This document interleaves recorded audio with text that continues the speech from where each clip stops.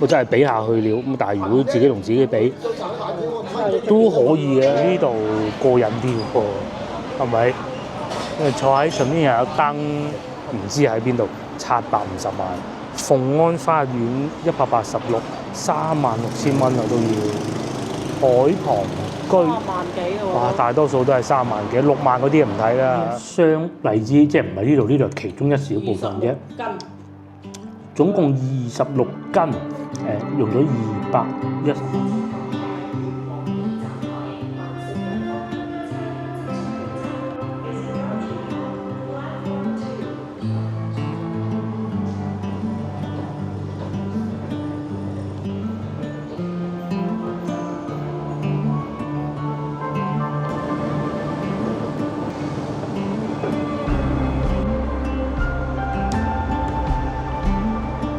觀眾大家好啊！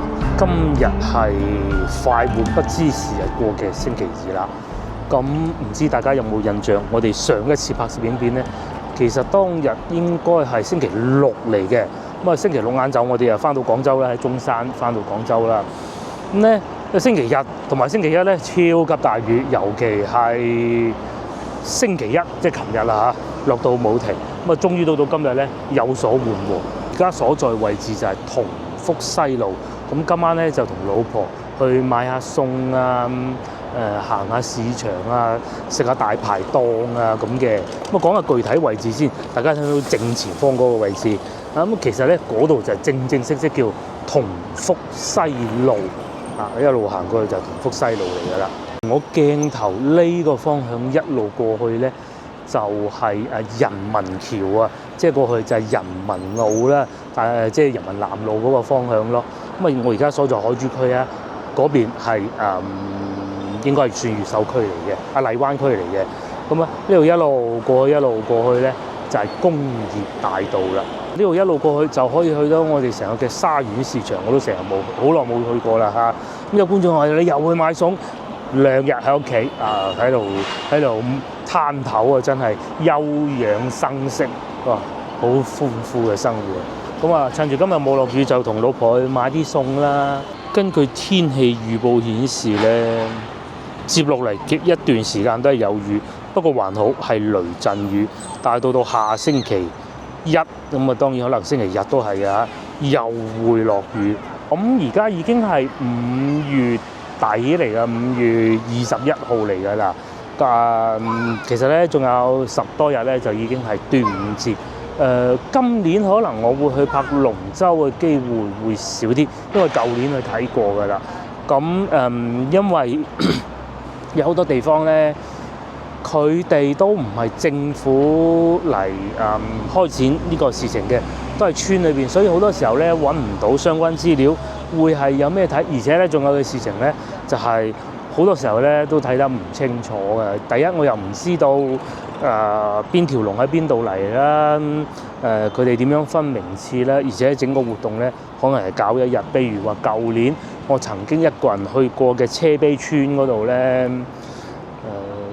又係睇過，即係好老實講啊，趁熱鬧就真係好熱鬧嘅。但係如果你話講到有幾精彩、有幾刺激咧，真係冇嘅。反而咧去睇翻一個叫龍船景嘅東西，即係咩咧？佢哋唔係叫遊佢哋唔係叫賽龍，就係遊龍。其實分咗2種嘅。咁啊，賽龍就係有一個好寬闊嘅江面，大家可以理解下，就好似以前我哋喺中大珠江河咧，中大前邊咧咪有賽龍嘅比賽嘅，唔知大家仲記唔記得咧？舊年唔知大家有冇睇直播咧，係搞到亂七八糟，因為咧有好多龍船啊，係唔係好守規矩，咁然之後未聽見裁判吹雞出發啦，咁佢就已經爬咗一半去咯喎。咁啊按道理咧，即係搶跑就取消資格噶嘛，但係最尾咧竟然係搶跑嗰個俾咗佢攞冠軍，哇！當時搞到擾攘到非常之刺激嘅，唔知大家當時有冇睇直播啦嚇？當時我哋都想去睇中大嗰個賽龍舟嘅，但係最尾咧我哋去到一來又落雨，二來又乜都睇唔到，即係有種感覺咧，搞到好似好小圈子咁。佢係好想與眾同學嘅同時咧，又好擔心話有安全嘅問題。好多地方咧都係要好似以前咧睇嗰啲大小姐出巡咁樣咧擋住晒。好老實講啊，好多年未搞過。舊年我講廣州呢一鋪咧係搞得比較失敗，反而一啲自己村裏邊做嗰啲比較細型嗰啲咧就好有特色啦。譬如早幾日咧，我冇去睇啊，喺黃岐咧又揾翻嗰隻590幾年嗰條龍出嚟，咁佢哋又要幫個龍洗身啊，又要拜神啊，各種都要做齊嘅。嗰啲咧就好有意思啦。咁又最後當然又都包括翻到去泮塘嗰度咧，泮塘嗰條涌嗰度咧遊龍咯。咁泮塘村遊龍今年我哋應該都會去睇嘅。咁實際視乎情況再講啦嚇。咁另外仲有就係翻去我夫人個外家嗰度食飯咯，食龍船飯咯。以往就唔去嘅，今年就會去。而且今年咧天氣好反常啊，我相信到端午節嗰排都係嘅啦。一路去到嗰陣咧，天氣咧都係幾涼爽嘅。而家嘅氣温咧24攝氏度，如果換做往年嘅話咧，34攝氏度都有之嘅。唯一過咗5月份咧，天氣就會好熱。今年係超級反常嘅。點解咁多雨水咧？就係因為啲冷空氣不斷補充，同啲熱空氣一撞埋一齊，咁有雨水咯。據說咧北方咧已經係熱過廣州好多㗎啦。廣州而家仲凍過上邊啊，好搞笑。簡單揀北京市28攝氏度，廣州而家係24攝氏度，而且咧係冇熱頭冇太陽嘅，都幾熱㗎。嘅時候咧，我就等阿夫人先啦嚇，佢仲需要啲時間，等一等。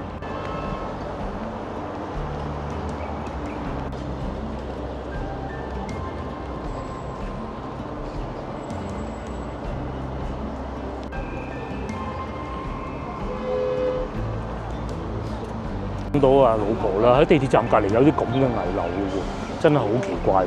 我記得曾經有一次直播入過去嘅，入咗好似出唔翻嚟嗰種咁嘅。而家咧就咁樣，我哋咧就要去革新路。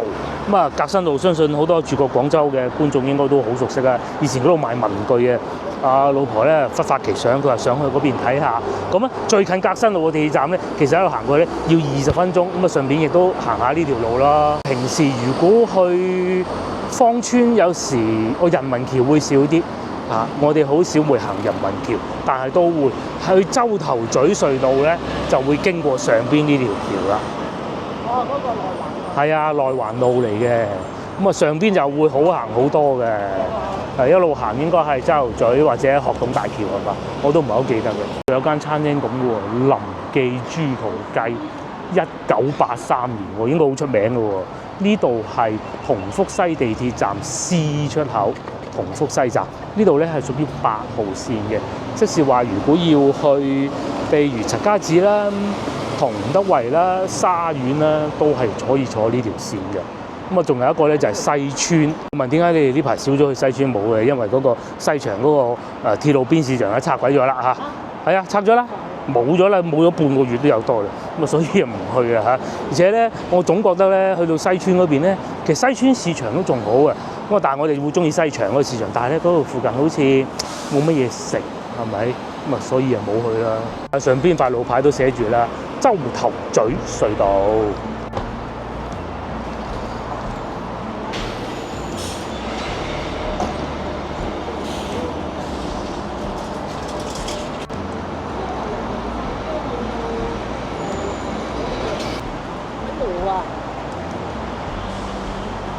搞錯晒老婆啊，唔識路啊佢。原來佢咧係想咁嘅，佢計劃咧，我哋去個市場，原來咧就係去龍吐尾裏邊嗰個福隆東市場，咁就喺前邊嘅啫，使乜行到革新路20分鐘啦。咁然之後咧就去橋頭東嗰個食大排檔，叫做革新路店。咁革新路嗰間鋪頭咧就其實唔係喺革新路嘅。佢完全唔識路，佢中午冇食飯，而家咧就喺呢啲鋪頭度買個包食啊！真係搞笑啊！嗰啲小籠包喎，麵包嘅咩？咪又係好大個皮，好細個餡嗰啲咯。咁係咁嘅啦。都係咁嘅啦。我負責拎佢負責食，幾幸福，係啊！冇咁快去市場，我哋行下呢個叫洪德七行啊。咁我記得裏邊咧係一個教堂啊，叫做基督教洪德堂咁嘅。咁啊，其實先頭咧我已經想入嚟嘅，呢個叫洪德路。咁啊，有啲小朋友咧就放學啦。啲屋咧都係好似面前呢種咁樣嘅。可能都係民國時期建成嘅屋吧嚇，呢啲咁咧已經係日久失修嘅。先頭我哋喺地鐵站出嚟嗰啲咧，仲已經列為危房，就唔可以住嘅。樓下咧又有個士多嗰個，學生仔放學啦，就喺度買啲小零食咯。呢棟先極洪德七巷17號，舊到不得之了。就算擺到喺西關咧，都唔覺得佢係好新淨嘅。隻大貓望住佢嗰缸金魚，大肥貓度又有嘢行嘅噃。原來有水果店嘅。早幾日咧，我哋買嗰啲水果咧已經食晒。呢度有牛雜檔，佢老婆係想試下牛雜檔嘅，係咪呢個啊？呢個係咪賣牛雜㗎？唔係賣牛雜嘅。賣嗰啲涼粉啊！呢個方向一直行過去咧，係可以去翻到地鐵站嘅。我哋喺呢度轉過去，慢慢附近行下咯。我哋咪買咗一荔枝嘅，超好食啊！唔同味道就唔係唔同品種就唔同價錢。呢個係13蚊一斤，仲冇我哋早幾日嗰啲咁靚添。停一個，得唔得？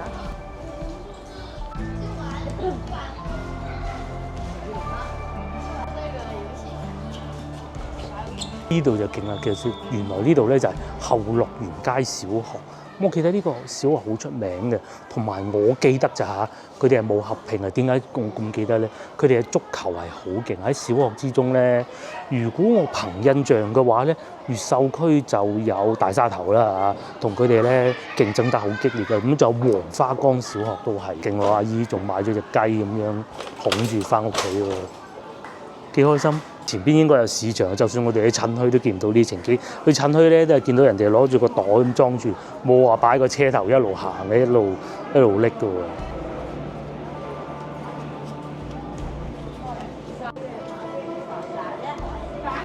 燒肉炒呢個，你炒大碟嘅2份咯，2、3碟嘢啦。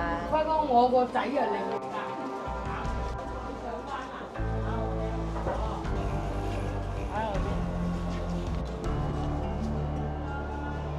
危房啊！如果唔係阿老婆搞錯方向咧，都唔知道有咁樣。同我上次嚟到嘅時候咧，都差唔多有2年啦。我上次嚟啊嚇，其實平時我哋坐地鐵咧係成日會經過外邊啊，去洪德路唔係去同福西路揾美食嘅時候咧，都會喺呢個站出嚟嘅。但係諗唔到裏邊咧係咁樣嘅，而且地下咧仲係石板磚。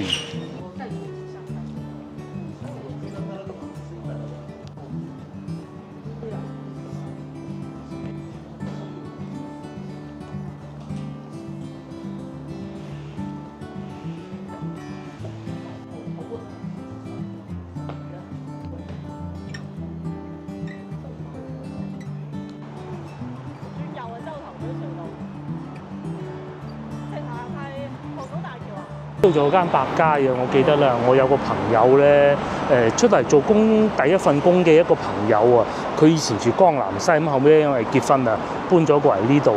呢度應該好似叫保利豐啊嚇，我唔知有冇記錯啊，就係呢度啦。咁啊，但係咧個百佳咧都執鬼埋啦。街喺廣州仲有冇分店嘅？我印象中係冇嘅嚇。不過有好多外資超市都收縮佢哋嘅版圖啊。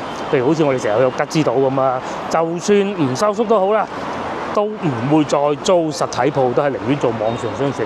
譬如話我哋成日去嘅 Sam's Club 啦，以前嚟過嘅。係啦，以前嚟過嘅福隆東市場啦，我哋喺呢條路仔行入去，係嘛？之前咧咪同大家講過廣州嗰啲電動自行車係點樣樣嘅，幾恐怖嘅嚇，佢唔理嘅，佢係唔理嘅。先頭咧喺人行天橋上邊都見到㗎啦，咁佢一路行喺度嘟，佢一路嘟咧就一路係要你讓佢咯。呢排咧咁啊3元里啊，好多出租屋㗎嘛，3元里大街抗英大街嗰度啊，火燭燒，咁啊已經查明咗啦，就係電動自行車，穿查得特別快嘅。第二日又話係電動自行車啦，幾快有答案啦？呢個唔重要，重要係全部3元里啊！我講將所有電動自行車趕走晒，唔俾再入去啦嚇，因為有消防隱患。芳村唔講啊，點知嘅市政府去查嘅，咪慢慢等消息咯，係咪先？但係城中村嗰啲好快知啊，12小時都唔使講到話俾你聽，好快啫嘛。咁而家三元里嗰度變成點咧？我睇社交媒體嚇，嗰啲電動人車唔可以擺喺個村裏邊，然之後咧全部都搬晒出去外邊，搬晒出去外邊咧冇地方等，啊咁啊慘啊嚇！據説話咧有好多嗰啲小餐廳啊都唔做啦。咁但係會唔會啲房東受影響？一樣冇影響嘅啫嘛。以前冇電動自行車都係咁嘅。然之後呢度轉右，然之後而且咧白雲區有幾個村已經開始跟進係咁操作嘅。梗係啦，着火好麻煩咁啊，撞親都醫院得啫，着火死㗎嚇！我哋嚟到市場啊，就嚟到市場啦。嗱，我真係識路啊，唔識路要揸住手提電話睇。前邊呢條咁嘅路仔窄到咁樣行入去咧，就係福隆東市場。其實咧，我哋嚟到龍吐尾嘅，因為我哋呢啲咧即係成日嚟行市場啊，記得路啊嚇，就喺呢度入嚟㗎啦。咁龍吐尾市場咧，反而冇福隆東咁熱鬧嘅。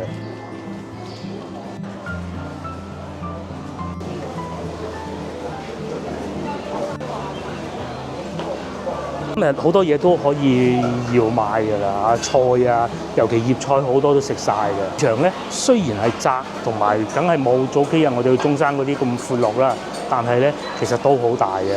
咁如果喺呢度買唔夠，仲可以翻過去龍吐尾嗰度買咯。所以咧我咪講過話龍吐尾個名點嚟嘅，我咪問嗰個長輩嘅。嗰個長輩係邊個咧？我都唔怕講嘅。點解要講？我慢慢話俾你睇咧。嗰個長輩咧係我表弟嚇。即係我姑姐個仔嘅外父，其實好親㗎。因為咧平時咧阿姑姐咧有喜事咧，佢就會請埋我哋去㗎啦。咁嗰個叔叔咧，佢而家住喺中大附近㗎。咁佢話我一次食飯，我問佢，我話即係講開佢住喺龍吐尾呢度附近㗎。咁我就問佢點解會叫龍吐尾定龍道尾咧，定龍吐尾咧？咁佢就解釋咗俾我哋聽。咁所以咧，其實咧。我唔知道有邊個又話自己有親戚啊老人家講啦，我嘅消息就係咁嚟㗎啦，係啊，呢度咧就福隆東市場，市場就係咁樣樣啊，仲有2樓㗎喎，上去2樓睇下嗱，嗰邊仲有好多區域嘅。如果喺度買得唔夠咁，咪再上2樓買，又或者喺嗰度買咯。2樓仲要坐電梯上去嘅，上去睇下。如果翻到去越秀區咧，手扶電梯嘅市場，我哋去過啦，有1、2個都係手扶電梯嘅，咩米士路市場啊各種。咁但係咧咁樣坐電梯上嚟嘅市場咧，呢度又係叫新有啊嚇。咁啊近期經常落雨，菜價都唔平喎。呢度又有荔枝賣啦，但係睇唔到幾錢斤。15啊！哦。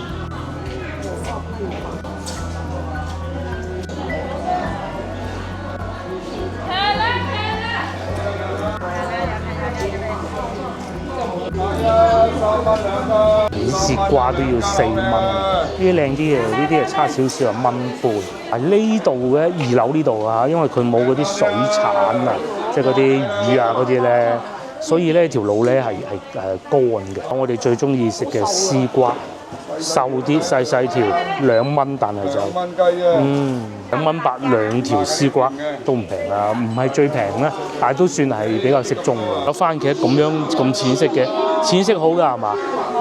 好粉喎，粉茄啊呢啲叫做淺色嘅喎，冇爛係㗎啦嗬。買入呢隻係品種唔同啫嗬。有我哋上次去到中山冇買嘅芒果啊，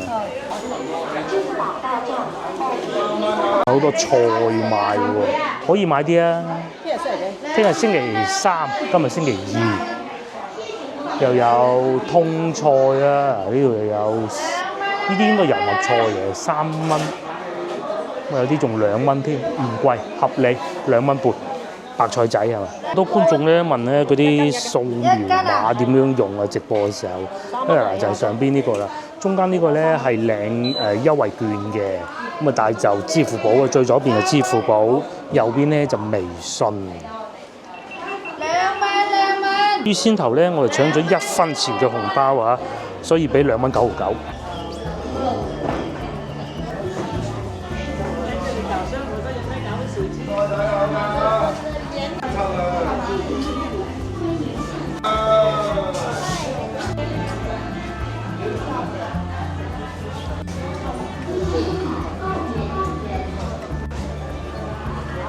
市場咧就基本同大家睇過啦。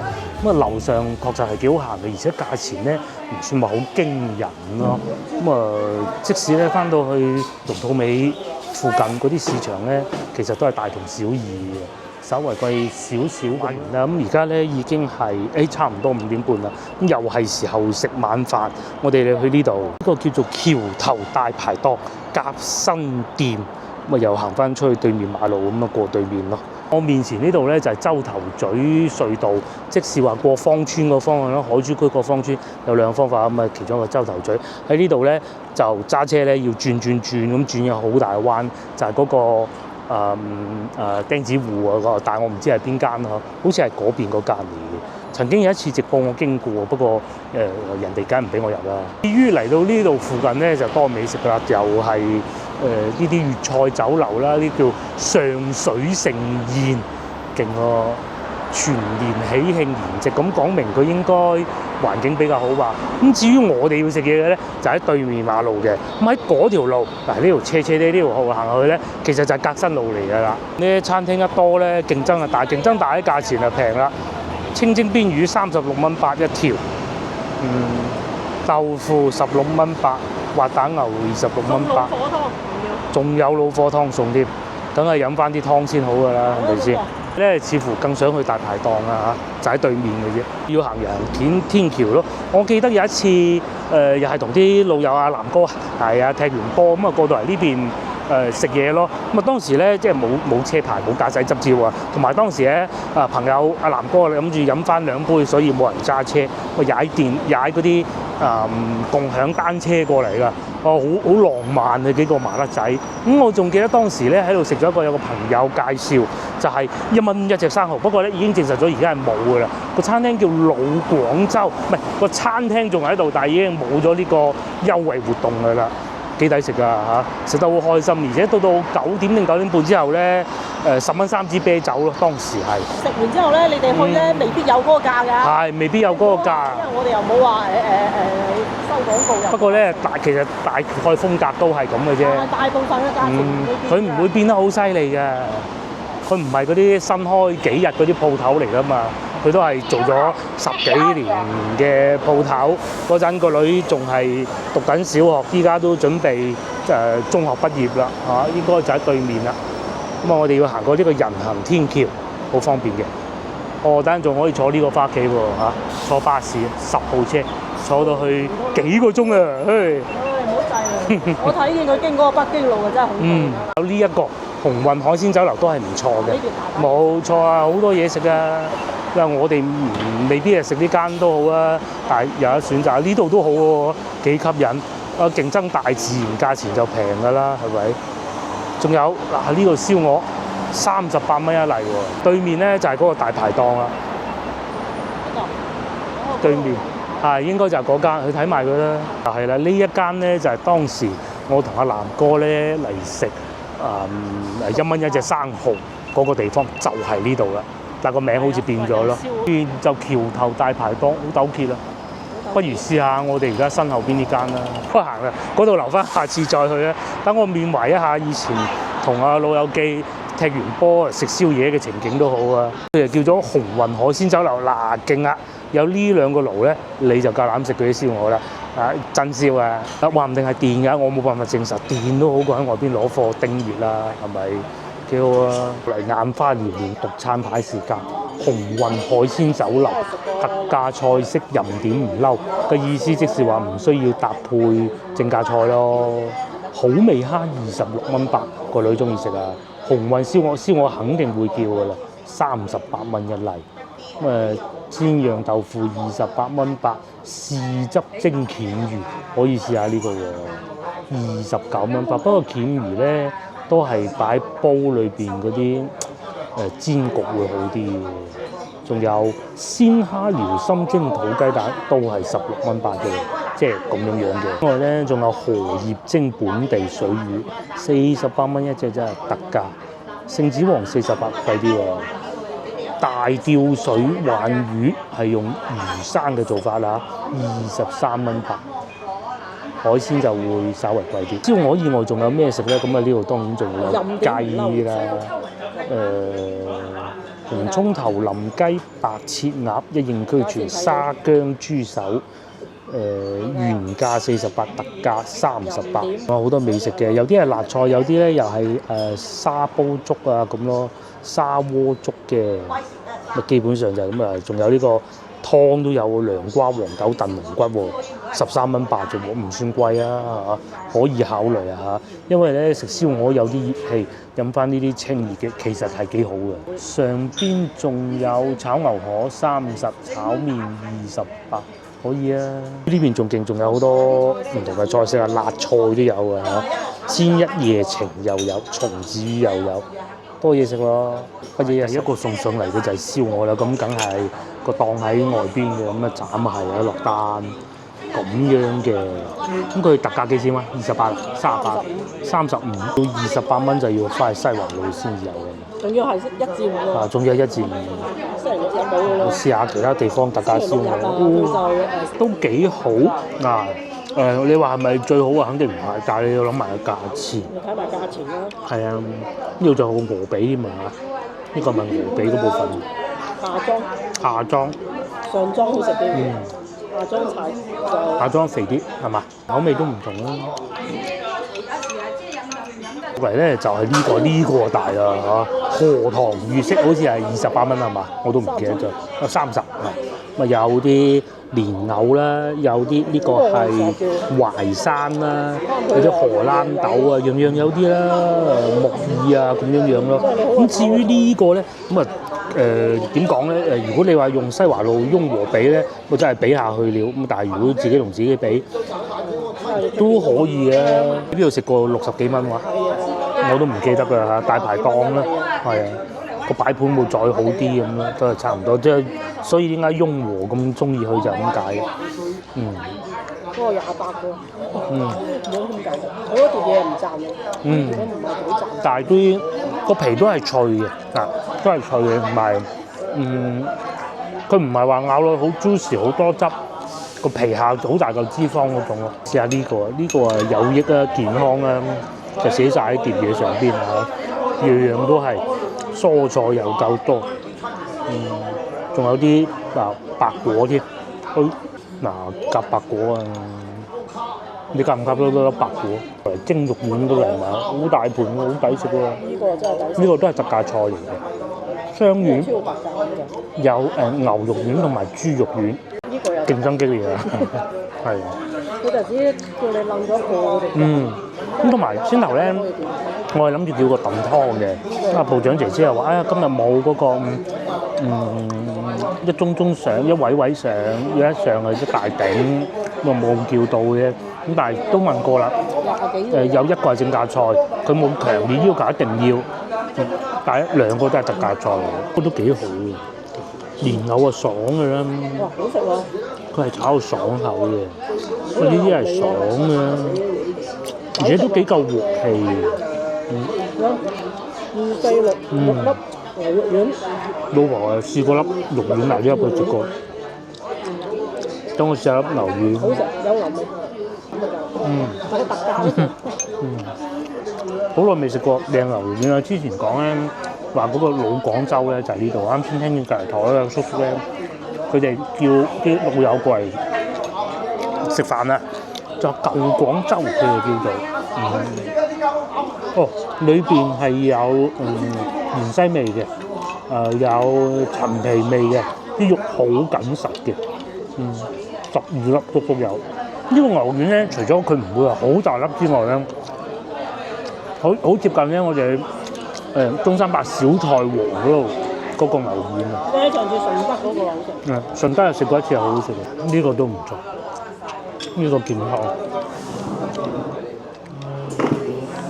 問點解你哋成日出去食飯都係食即係差唔多嘅餸？第一，我哋係影我哋嘅生活俾你睇，我唔係為咗俾你睇而去選擇食物啊！我梗係揀翻我自己中意食嘅辣菜，睇上去觀感雞翅啲我唔得噶，係嘛？嗰啲咩酸菜魚啊，好少會選擇係咪？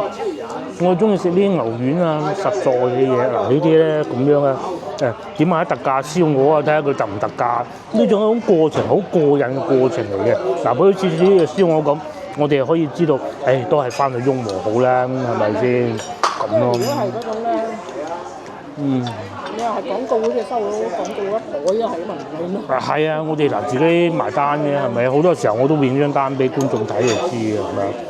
咁如果要獵奇嘅，梗係食啲咩魚生啊嗰啲㗎啦，係咪先？揾自己肚教飛咩？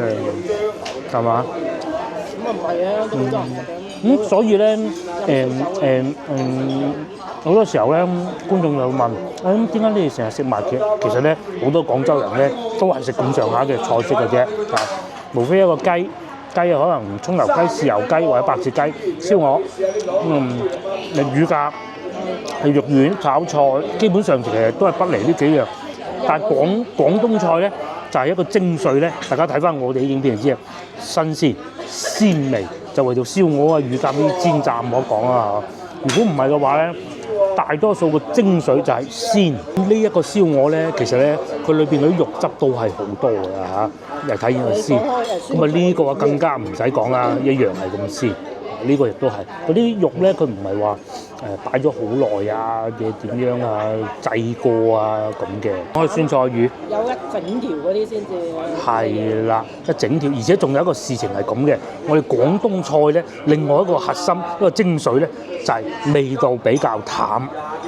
咁啊，大家就可以將呢個套用翻去我哋以前食過所有嘢咧，其實99.5%咧都係合乎呢個標準嘅，就係咁啦。係啊，咁至於你話有冇味精啊，總會有啲係嘛。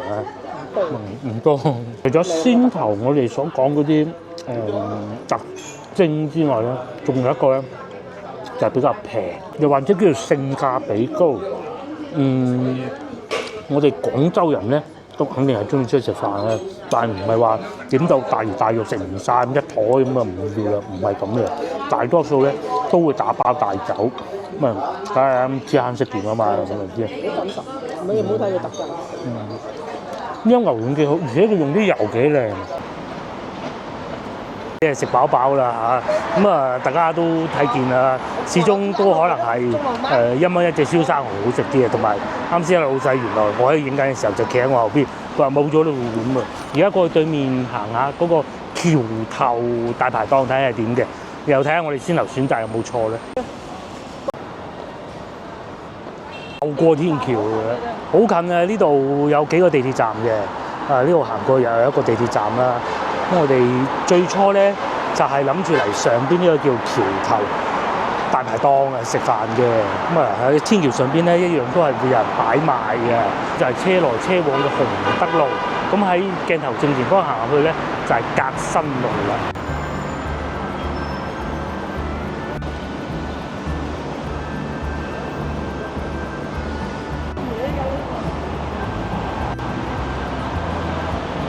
呢度仲有28蚊牛雜喎，之後老婆話想食牛雜，應該就係呢個啦。咁至於大排檔咧係咁樣嘅，呢度過癮啲喎，係咪？坐喺上面又有燈，半戶外，尤其咧而家天氣唔係太熱好啊，等到遲啲天氣再熱啲咧，嚟到就好吃力㗎啦。似乎呢度好啲，但係可能呢度嘅價錢會稍為貴少少咯。但係就坐喺呢種大排檔咁樣食嘅，嗰度大家覺得點咧？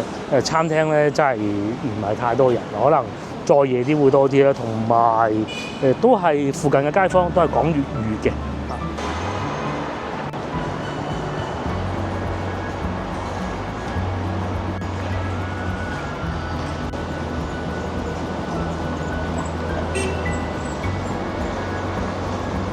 度咧應該就係革新路啦，咁條路係闊嘅。之前曾經有一段時間經常會嚟嘅，咁繼續往前行咧就可以去得到太古倉咯。同埋呢度仲有樓價睇，哇！萬科金域華庭唔知喺邊度，750萬。鳳安花園186，36000蚊啊都要。海旁居，8萬幾喎。哇！大多數都係3萬幾，6萬嗰啲唔睇啦嚇。佢啲係唔同嘅，舊嘅都要3萬幾。我算到時講埋價都最多咪減5、6萬蚊出嚟。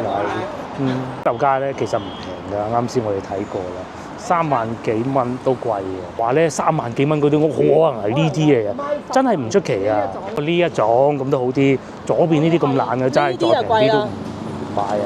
至於貴就梗係右邊呢啲啦，呢啲起碼5萬到6萬都要啊！真唔平啊！咁啊喺度食嘢嘅時候咧，我咪話怕熱氣嘅，其實咧就想嚟呢度買杯涼茶飲。不過我記得咧係幾好嘅，我咪成日講話啊，之前同阿南哥嚟食嗰個對面嗰個老廣州大排檔嘅，咁當時咧咪踩單車嘅，記得就喺呢個位置，唔知係右邊定係左邊啊嚇！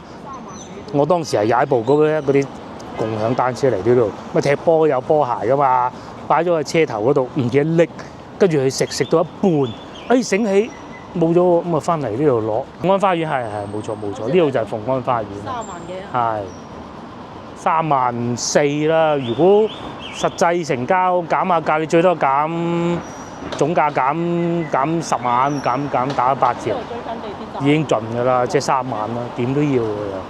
咁我哋去買涼茶飲啊！好似呢啲咁嘅涼茶鋪咧，為數不多㗎啦。呢度係有一間嘅，咁啊清熱就得㗎啦，10蚊一支。啲傳統嘅涼茶鋪啊，唔多㗎啦，又有龜苓膏涼茶咁得意㗎喎。咁啊老婆咧原先都話唔飲，咁啊佢呢度試下哦，嗱呢度寫住嘅清熱去濕養顏治瘡毒。呢個咧就我嘅，就係上邊呢個雞骨草啊、羅漢果啊、水瓜殼咁嘅。哦，試下龜苓膏嘅味，即係但係變咗液體嘅係嘛？哇！苦啊！哇！嗰啲苦喺後邊喎，咦？呢啲有效啊，清晒啲熱出嚟，勁！就叫做好醫祖傳秘方涼茶啦。咁啊，通常其實我都唔記得人哋嘅名嘅，但係我知道呢個涼茶鋪係好出名嘅咯。咁啊，就喺鳳安花園隔離啊，革新路呢度。哦，呢個啲味淡好多。呢個係好似早幾日咧，我哋喺三溪嗰度咧，沙溪嗰度咧，高老細話糖水咁嗰種咧，就係呢個啦。呢個佢可以。呢個就係羅漢果啊、五花茶啊嗰啲咁嘅味咯。如果唔係啊，去咩嗰度？都諗唔到啊！天氣總是變化好快啊！而家又開始有毛毛細雨啦。咁我哋就坐地鐵翻屋企啊，邊行邊講。有一個老字號喎，呢個係茶餐廳嚟嘅，好耐嘅咯喎，睇嚟做咗。或者呢度係斬料食燒臘嘅喎，呢條街咧其實真多嘢食，革新路。乜以前革新路咧就係賣文具嘅，香港觀眾咧都唔係好知啊嚇。其實我都唔知嘅，革新路究竟以前叫咩名？咁啊好明顯咧，革新路呢啲名咧係好革命色彩好深嘅。譬如話我所知道嘅，譬如龍津路以前會叫向秀麗路啦，定係秀麗路啊嚇。即係因為嗰個年代咁特殊，咁你冇辦法啊，將一啲路名變成一啲好革命嘅、好有革命色彩嘅。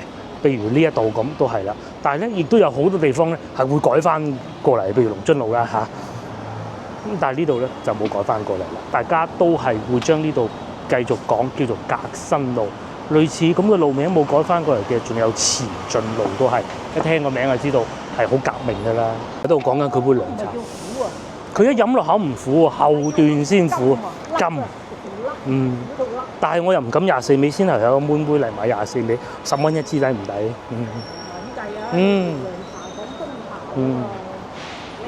有機會咧，翻到嚟廣州過到嚟海珠區咧，去啲大排檔食得多啊！有機會試下呢間涼茶鋪，佢真係為數不多，好似呢啲咁樣自己煮啊各種嘅，就唔會話嗰啲中央配送啊咁嗰種咯。其實嗰啲咧都已經係買少見少啦。中央配送有中央配送好，但係啫就好似冇咗嗰個精神。因為我以前有個煮得唔夠濃啊！唔係㗎，佢哋嗰啲萃取嘅辦法咧係用好現代機。因為我以前有個舊同事嘅媽媽咧，就喺嗰個籠嗰度咧做啊。生產工人嚟嘅，佢哋話咧，嗰啲萃水方法係完全唔同嘅，但係就唯獨係爭啲咩？就係個精髓啦啊！呢度又有大排檔嗱，呢條街大排檔多啊！如果大家翻到嚟廣州，想揾啲大排檔試下嘅喎，咁應該呢條街就唔會令你失望嘅。唯獨遺憾啲嘅就係要過條天橋咯，連續3、4間㗎。呢度咧就係食魚生嘅。咁啊，老細咧就喺度一路巡，睇下佢啲食客食得開唔開心咯。呢個涼茶真係夠晒味啊！快啲啦，我哋要坐地鐵。